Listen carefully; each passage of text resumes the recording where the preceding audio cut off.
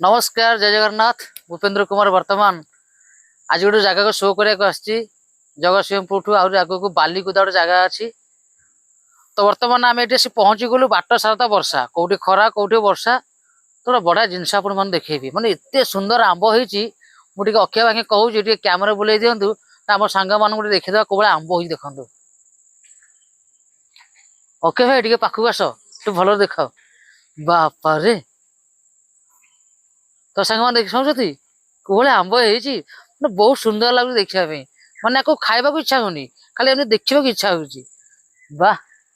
एत सुंदर है ओके कि आंब कहीपर ना कौन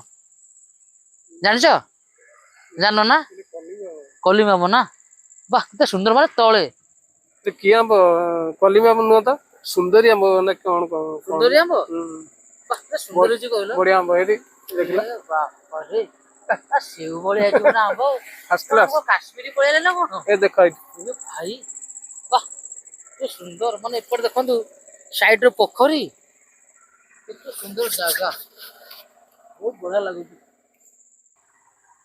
तो संग मैंने देखी पारे बर्तमान आप केते सुंदर सुंदर व्यू आप देखली केते सुंदर सुंदर आंब ये केते कंचा आंब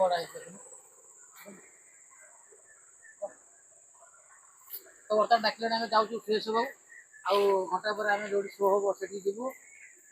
तो आज ब्लग को रखुच्छी पुणी देखा आउट ब्लग में नमस्कार जय जगन्नाथ।